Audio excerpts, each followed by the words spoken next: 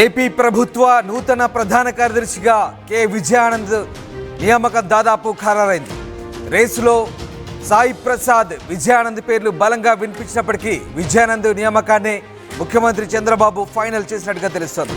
రేపు అధికారికంగా ఉత్తర్వులు వెలువడబోతున్నాయి. ప్రస్తుతం ఇంధన శాఖ ప్రత్యేక ప్రధాన కార్యదర్శిగా పనిచేస్తున్నారు విజయానంద్.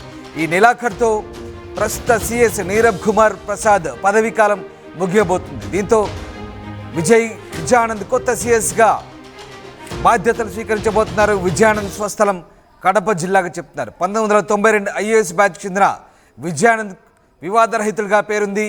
సాయి ప్రసాద్కు తదుపరి సిఎస్గా అవకాశం కల్పించే ఛాన్స్ ఉంది. ఇక ప్రస్తుత సిఎస్ నీరబ్ కుమార్ ప్రసాద్ పదవీ కాలం ఈ నెలాఖరుతో ముగుస్తుండడంతో కొత్త సిఎస్ ఎవరైనా దానిపై కొద్ది రోజులుగా జోరుగా చర్చ సాగుతోంది.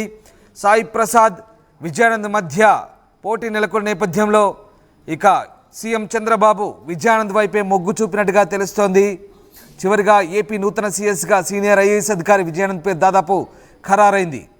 ఇక అధికారిక ఉత్తర్వులు వెలువడమే తర్వాయి సీనియర్ ఐఏఎస్ అధికారి అయినటువంటి విజయానంద్ కొత్త సీఎస్గా దాదాపు ఖరారైనట్టుగా తెలుస్తుంది. 1992 బ్యాచ్ ఐపీఎస్ అధికారి అయిన ఈయన 2022 ఫిబ్రవరి నుంచి ఏపీ జెన్కో చైర్మన్గా, అలాగే ఏప్రిల్ 23 నుంచి ఏపీ ట్రాన్స్కోకు సీఎండీగా వ్యవహరిస్తున్నారు.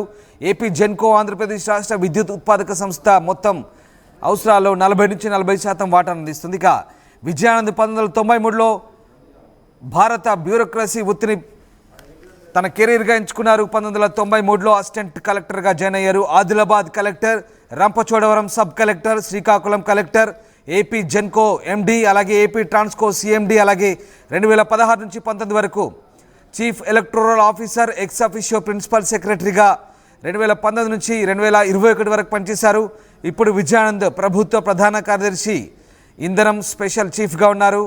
ఆయన కంటే మరికొందరు సీనియర్ ఐఏఎస్ అధికారులు ఉన్నప్పటికీ ఇతర అంశాలను పరిగణలోకి తీసుకొని విజయానంద్ను కొత్త సీఎస్గా నియమించినట్టుగా తెలుస్తోంది.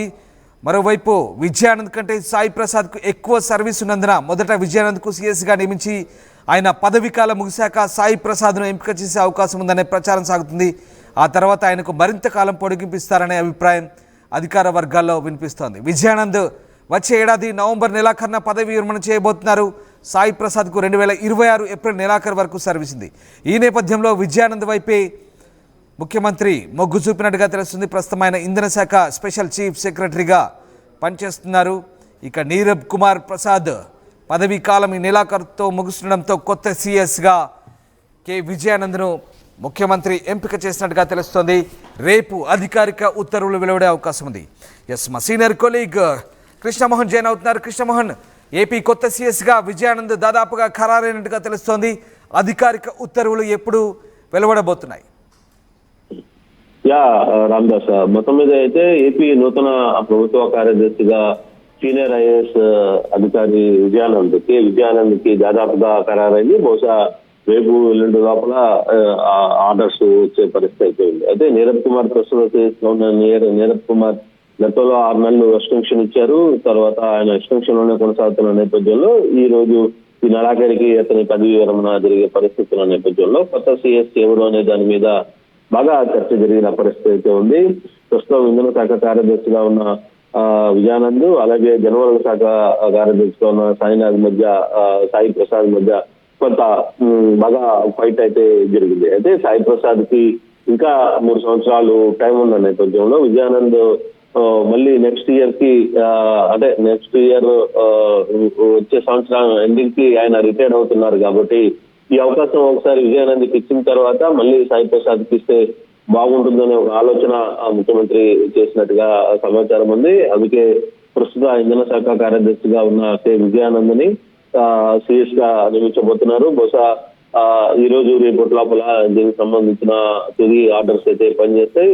అయితే విజయానంద్ వ్యవహారంలో గతంలో 1992 బ్యాచ్ కు సంబంధించిన విజయానంద్ ఇప్పటికే జిల్లా కలెక్టర్ గా పనిచేశారు. తర్వాత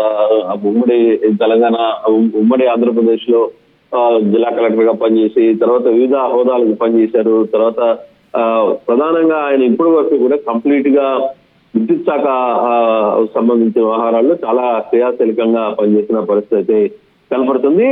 అదే విధంగా కొన్ని నిర్ణయాలు వ్యవహారంలో కూడా కొన్ని విమర్శలు ఎదుర్కొన్నప్పటికీ కూడా ముఖ్యమంత్రి విజయానంద్ వైపునే చూశారు అనేది, విజయానంద్ వైపునే సిఎస్ గా నియమించాలని డిసైడ్ అయ్యారనేది పార్టీ వర్గాలు చెప్తున్న పరిస్థితి.